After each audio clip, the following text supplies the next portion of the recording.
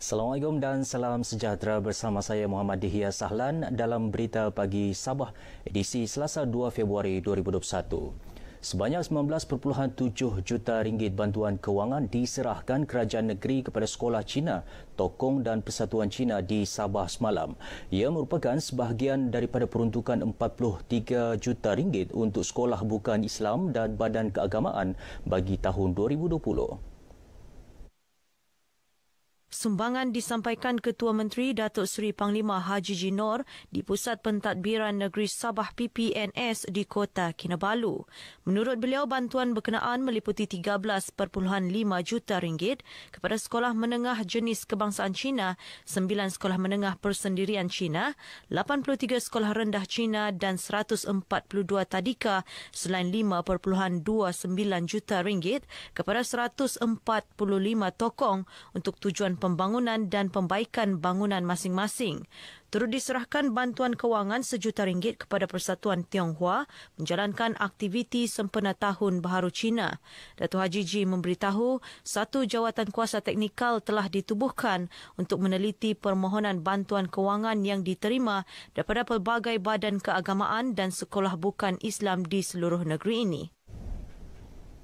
Baik, perkembangan COVID-19 di Sabah, sebanyak 276 kes positif baharu direkodkan semalam menjadikan jumlah keseluruhan meningkat kepada 49,144 kes. 3 kluster baharu direkodkan manakala tiada kes kematian dilaporkan. Menurut kenyataan Menteri Kerajaan Tempatan dan Perumahan Datuk Seri Panglima Masidi Manjun, kluster baharu di Kesan ialah kluster Kampung Samin, Sipitang, kluster Kampung Padas Damit Beaufort dan kluster Ladang Sungai Pin Kinabatangan. Daripada kes positif baharu yang dicatatkan, sebanyak 174 kes berpunca daripada saringan kontak rapat, 53 saringan kluster baharu dan sedia ada 24 saringan bergejala, 1 saringan perkeso, 3 saringan perawatan dan 21 kes lain-lain kategori. Seramai 301 pesakit sembuh direkodkan menjadikan jumlah kumulatif sembuh sebanyak 45,513 orang, manakala 2,035 pesakit sedang menerima rawatan iaitu 685 orang di hospital, 1,326 orang di pusat kuarantin dan rawatan berisiko rendah PKRC, awam dan 24 orang lagi di pusat tahanan sementara dan penjara. Bilangan pesakit dalam unit rawatan rapi seramai 91 orang dengan 26 orang memerlukan alat bantuan pernafasan. Setakat ini sebanyak 1,923 bakul makanan prihatin COVID-19 2.0 telah diagihkan kepada golongan terkesan. Sementara itu, sebanyak 65 kompaun dikeluarkan atas kesalahan melanggar prosedur operasi standard SOP COVID-19. Sebanyak 93 buah kenderaan diarah berpatah balik daripada 39,039 kenderaan diperiksa dalam 63 sekatan jalan raya seluruh Sabah.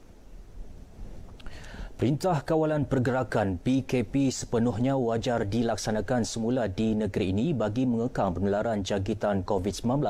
Ia berikutan peningkatan kes baharu positif COVID-19 yang tinggi di seluruh negara sejak 29 Januari lepas.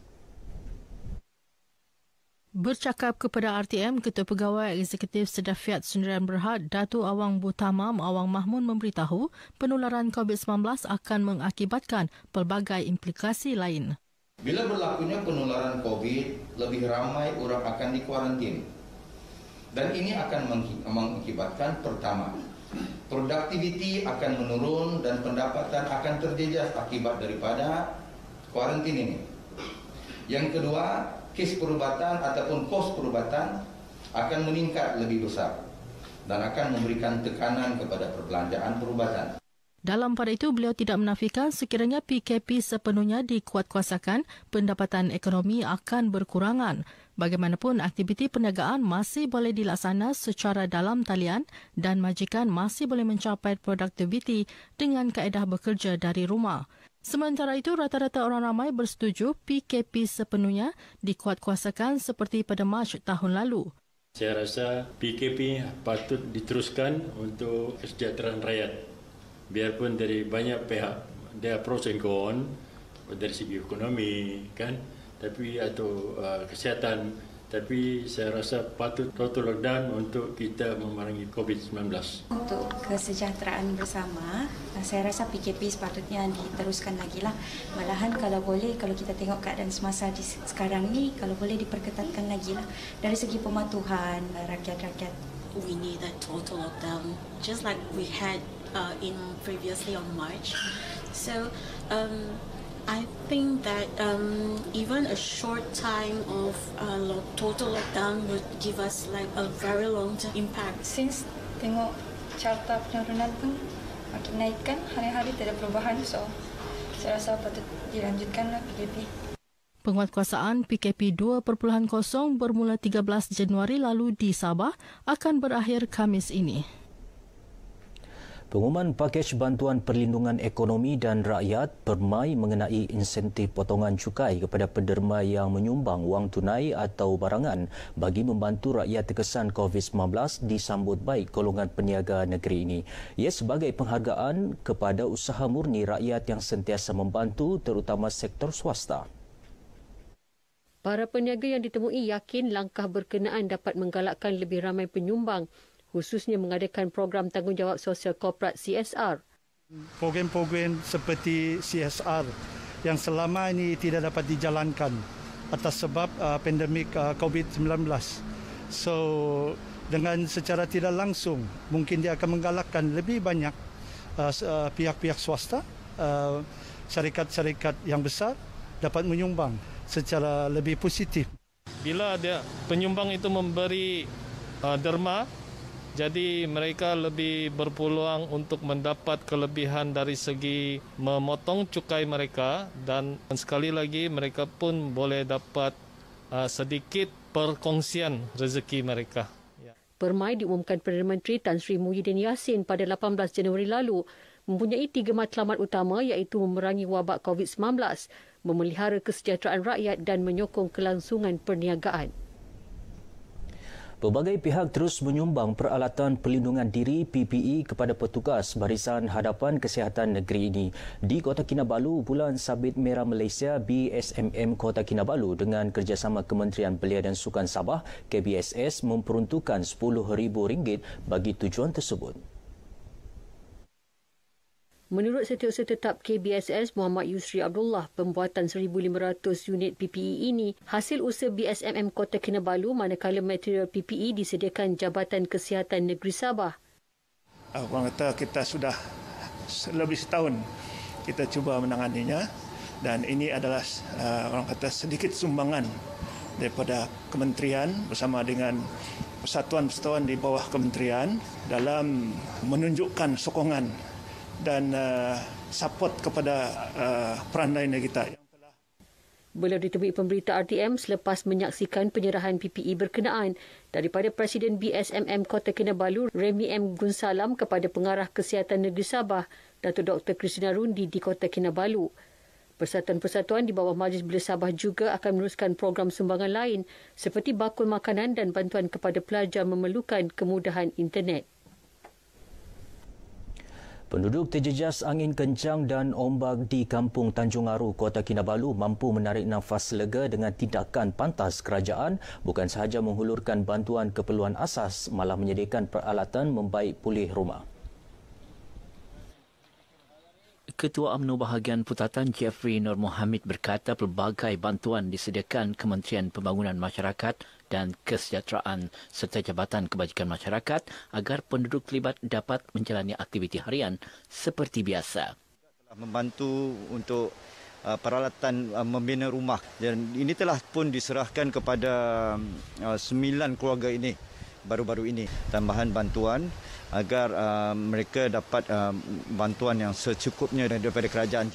Penduduk ditemui bersyukur dengan bantuan berkenaan. Setakat ini bantuan daripada kerajaan negeri, ada juga menyalur bantuan daripada segi barangan mentah dan baik pulih, laut, kayu, zinc. Sekarang tengah bikinlah. Sekarang tengah proses dan buat pemikiran baik pulih.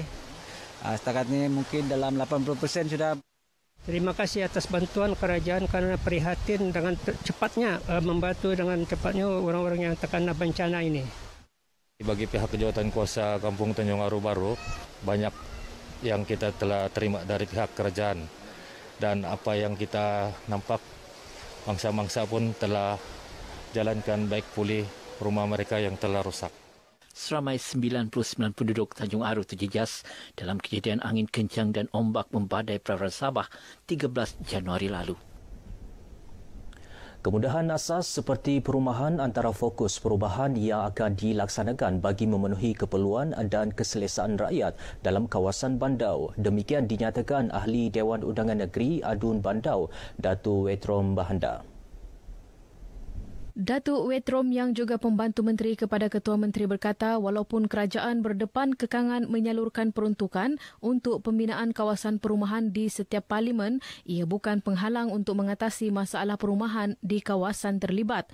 Justru lebih ramai individu, badan kerajaan dan badan bukan kerajaan digalakkan untuk tampil menghulurkan bantuan kepada golongan yang memerlukan. Beliau berkata demikian sempena Majlis Penyerahan Rumah Sentuhan Kasih Dun Bandau di Kota Marudu. Katanya kerajaan di bawah Pentadbiran Gabungan Rakyat Sabah GRS terus komited dalam memastikan rakyat menikmati manfaat pembangunan dan kemakmuran di negeri ini. Warga Bandaraya Kota Kinabalu diajak untuk terus bersama-sama Dewan Bandaraya Kota Kinabalu DBKK memacu kemakmuran dan kesejahteraan secara holistik. DBKK akan terus berusaha memastikan keseimbangan pembangunan bandaraya daripada aspek pembangunan fizikal dan pembangunan insania. Sehubungan itu, Mayor Bandaraya Kota Kinabalu Nurliza Awang Alip berkata, DBKK akan terus melaksanakan tanggungjawab bagi merealisasi 6 misi DBKK, antaranya memastikan bandaraya sentiasa dalam keadaan bersih, mewujudkan peluang perniagaan yang kondusif serta inovatif, memperketat undang-undang DBKK dan memperkasakan masyarakat luar bandar selaras dengan pembangunan yang berkembang dinamik. Beliau berkata demikian ketika menjadi tetamu rancangan Kami Baini yang disiarkan di TV1 menerusi telesidang program berkenaan di studio RTM Kota Kinabalu. Baik, sekian berita pagi Sabah, saudara. Bersama mencegah penularan pandemik COVID-19, kita mesti menang. Saya Muhammad Dihya Sahlan. Assalamualaikum dan salam sejahtera.